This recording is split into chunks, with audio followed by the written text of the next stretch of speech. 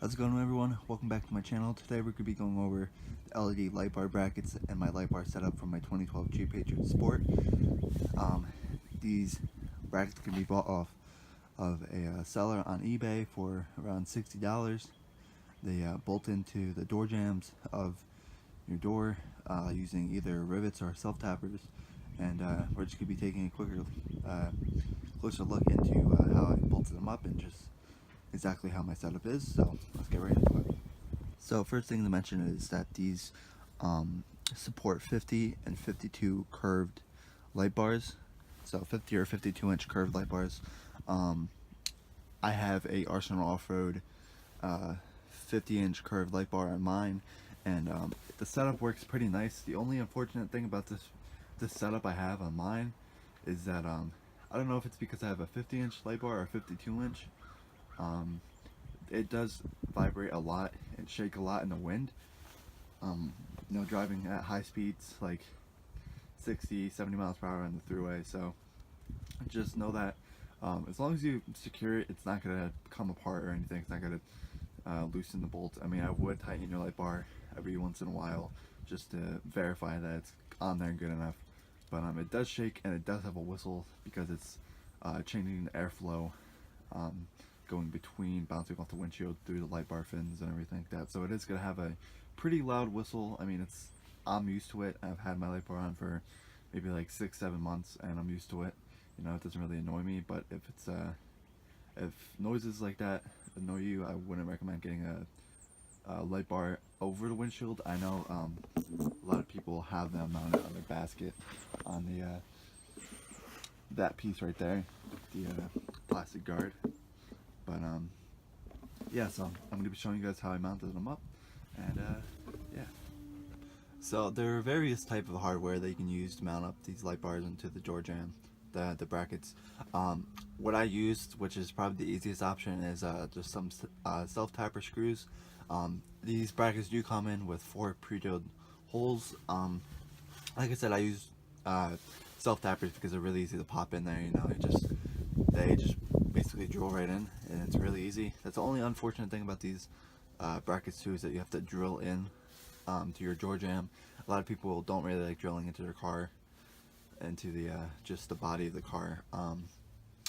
But you can also use rivets. Rivets are stronger, and but you can't simply just drill them out, or you can't simply just unscrew them out. You have to drill the rivet out, so you have to drill the center rivet out.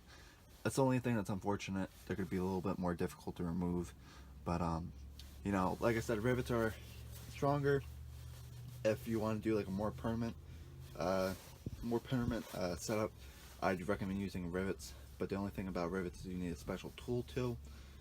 These, you just take a power drill and just drill right in with the self tappers.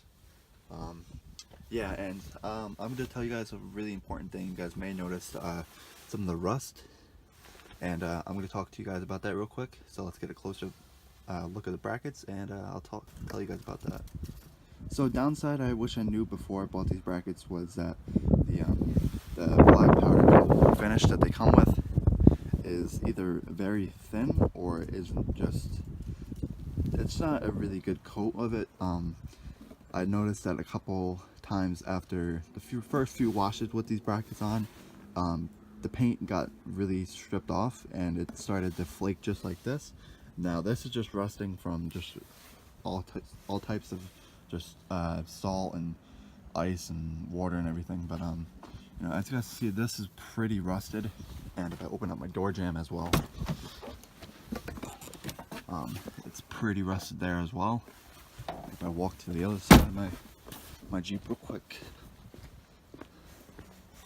the other side is also very rusted, similar, and this door jamb is also very rusted. So what I would recommend to everyone before you install these brackets is that you either coat them with Rust-Oleum or some bed liner. Do a couple thick coats of that so they won't have any problems with rust, because it looks pretty shitty, you know, like this. I'm waiting until it gets warmer because it still is winter, it's still very cold. so I'm waiting until it gets warmer to, you know, coat these things back up with some paint. And yeah, so that's just a little bit of a notice for you guys that are interested in buying these. Just make sure you coat them before you put them on with more paint. Yeah, so I'm going to show you guys how I ran my wire to my engine bay, and yeah, let's get right into that. Okay, so pretty much it's really easy. I just cut a little tiny slit in the weather stripping right here, and this is already disconnected from the factory. So literally all I did is I just ran the wire. So if I pick you guys up real quick, this right here is the little slit that I made, and really I just connected the wire, and it's kind of hard to see, but I ran the wire down the A-pillar. Down the A-pillar, comes out right here. This is 4x2 switches right here, and pretty much instead of going through the carpet, there's a grommet under the carpet right by the pedal that you can run through the firewall to the engine bay. Literally, I took the easier and less, you know, less nice looking route, and I just ran it through the fender lining right here and go under the engine. I'm not going to show you guys the wiring because it's not really how I want it to be yet, but you know, I will make you guys a detailed wiring instruction video soon. And yeah, so that's pretty much how I ran the wiring. It's very simple, and it's probably takes, I would recommend doing 2 people while setting up your light bar, because measuring the brackets so they're straight, and actually putting up the light bar itself can be difficult with 1 person. I recommend doing it with a buddy or someone. So yeah, so I hope you all have enjoyed. I hope you guys thought this video was helpful with the light bar setup. Leave a like if you enjoyed. Subscribe for more Jeep Patriot videos. My next video will be on these bad boys, these tires. So stay tuned for that, and stay tuned for more videos on my Jeep build. I'm going to be trying to do a lot more videos now that it's getting a little bit warmer. And yeah, I'll see you guys in the next video. Like I said, like if you enjoyed, and subscribe for more videos.